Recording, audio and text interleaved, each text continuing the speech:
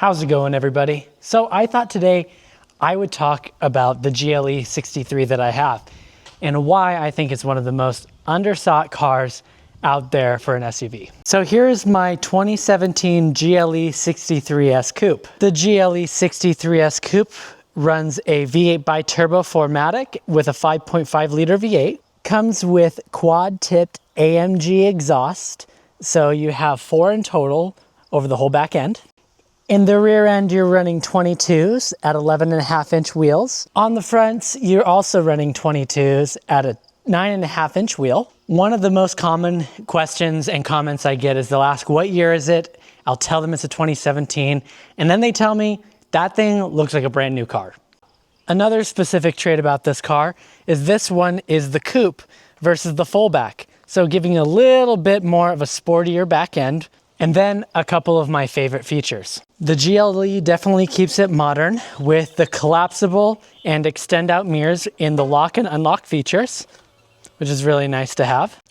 Your interior comes with full leather, even on the dash, comes with it on the seats and also on your door panels. Same thing when you come into the back of the vehicle, also has that full leather on the doors and back seats. And then of course my 3 favorite options that the car has: heated seats, cooled seats, and massaging seats.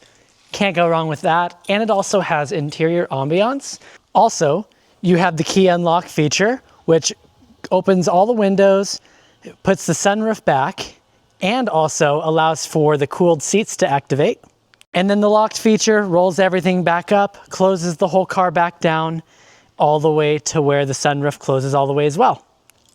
Another impressive feature, to say the least, is that this car can pull up to 7,200 pounds, which realistically pulls my trailer and my AMG GT on the back of it.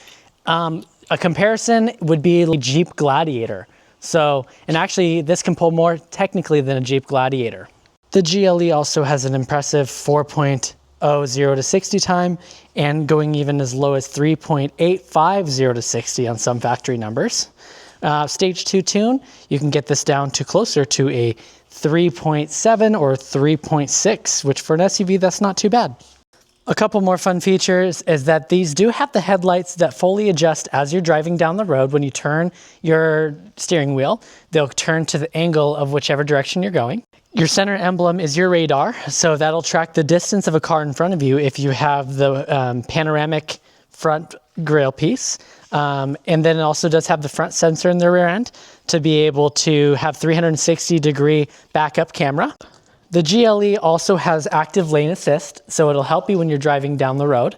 If you're ever in need of taking your hands briefly off the wheel, which is not recommended, but it will assist you temporarily when you are driving down the road to make sure you're staying within the same lane, and also distance assist. So when you are driving down the road and you want to keep a distance and just trail behind somebody, you can set that distance as well.